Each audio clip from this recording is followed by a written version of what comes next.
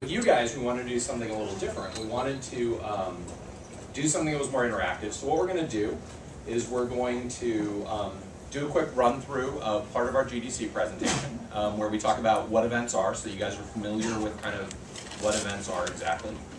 And then we're going to sit down and with help from you guys, we're going to design an event chain probably. And it's going to go into the game. It's going to be in the final game. So you guys are going to get to have a hand in designing something that goes in the final game, or at the very least see how it gets. So that being said, you guys obviously know this. Feel free to record, take pictures, talk about it, whatever you want. There's no end game here. So with that, let me start our little dynamic events presentation. So what is an event? To do that, talk about that, let's talk a little bit about kind of how content in MMOs have developed. So, first content in MMOs, although the text is a little blurred out, so you're missing Colin's awesome mud text. So, MUDs were games that were largely about kind of dungeon crawling, going and killing stuff. But they had really cool times when the person who was the administrator could run an event for players and could do all kinds of special stuff. And because MUDs were kind of more of a niche audience, you had fewer people, a small amount of administrators on a MUD could provide all the players with stuff to do. And so when MMOs kind of went big, what happened was it wasn't really practical to do that anymore. And so now we went into the second phase of MMO content, which was hunting. So people who played, Ultima Online, EQ1, you're familiar with what you did in those games. You sat around, you had camps of monsters, you pulled them, you killed them. That was how you advanced. You tended to have some quests, but that wasn't really what you were doing in the game. That was kind of a side thing that you did. And then the quest phase. And you guys all played Guild Wars 1 probably, so you recognize that. So Guild Wars 1 was pretty firmly stuck in this, although we did have missions and things like that. And so quests solved some of the problems that were inherent in hunting, in that hunting, you didn't have any context for what you were doing. And quests gave you context. So now when you killed those 10 rats, you knew why you were killing those 10 rats, right? To help that guy, help the guy out. And they also were good at leading people around maps. They were good at getting people to spread out in the world. You didn't have as much camp fighting and things like that when you got into quests. But there are a lot of things that quests don't actually do very well, and flaws that they have. And when we were looking at developing Guild Wars 2, this is where we kind of came in. So public content. You've seen a little bit of the rise of public content. In games like Tabula Rasa, if anybody played that, so there was a cool base takeover mechanic. If you played, Warhammer, you got to see public quests and things like that.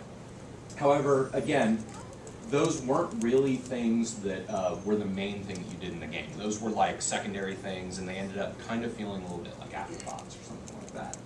And so when we sat down to design Guild Wars 2, we thought, what can we do to really get people to play together? What can we do to really fix some of the problems that were in content? And we actually started, and this is a piece of concept artwork from Guild Wars Utopia, we actually started working on a thing called Guild Wars Utopia. And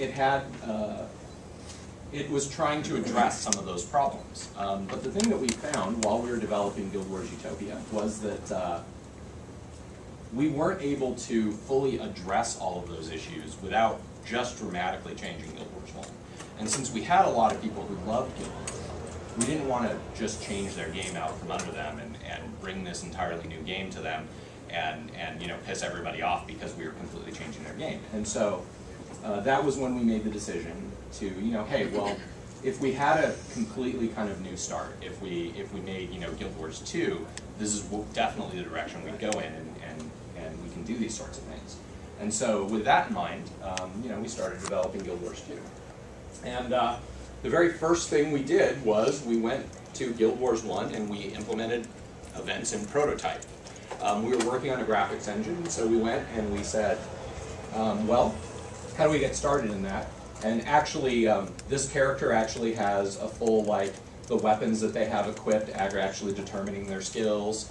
And there's an event going on. You can see centaurs, or there, slay the centaurs attacking Alterbrook Crossing. And some of you guys actually, in looking through the DAT file, found some hints to this. That whole thing of like, wow, there's all this text in here. Like, give these swords to this guy and like do all that. That was prototype of events that you guys found. So you know, we didn't talk about it too much, but we were like, okay, well they're tricky, so we have to outsmart them. We still haven't said anything. So here's the Garrison event that many of you have played. This is the prototype of that in Guild Wars 1.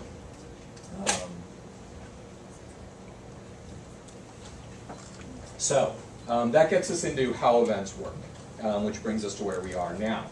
So the number one thing about events is immediacy.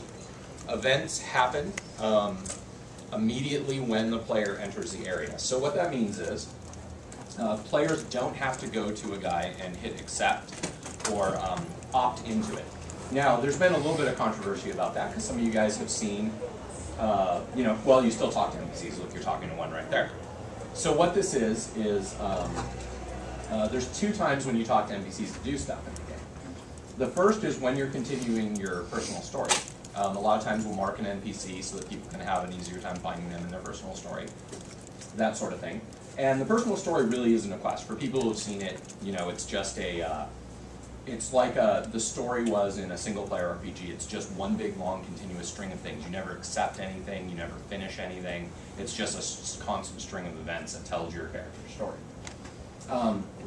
The second thing is there are some events that are triggered by players by speaking to NPCs.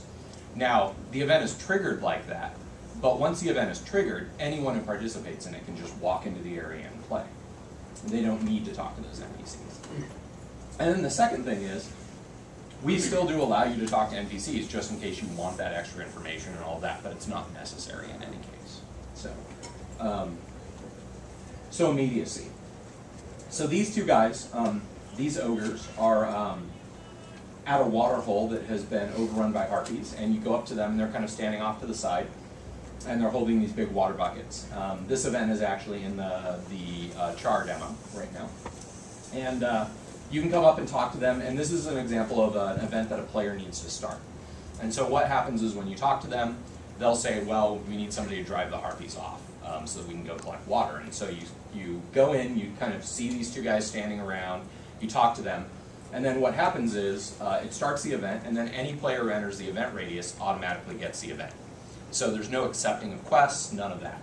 The second thing to think about with events, as far as immediacy goes, is that you don't have to be there at the start of an event. You can come in 75% of the way through, you can come in halfway through, you can come in 90% of the way through. The thing that we want to do in the game is remove any barriers that people have to being a hero and feeling like they can just wander around in this cool fantasy world and see an opportunity to be a hero and be a hero. We didn't think it was cool in other games when you would wander by a guy and you'd be like, well, there's somebody obvious there who's in trouble. It's an escort thing. He's like walking down the road. He's getting attacked by monsters, but I don't have the quest. I guess I'm just not helping him. That's just not a really natural thing if you really think about it. It's more natural to go, hey, I'm a hero. There's a guy who needs help. Why don't I just help him?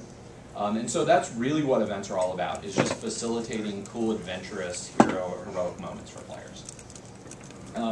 And so events can be joined in the middle, at the end, at any time by players. We just have a participation criteria that has to be met in order for someone to get credit for participating. So the second thing is events change the world. So these changes can be small. So in this particular case, what happens when you drive out the harpies all fly away. Now there are no harpies spawned in that area. And thirsty creatures who weren't able to access the area before because they were kept away by the harpies start coming in to try to drink the water. At the same time, the events chain and a new event starts where the ogres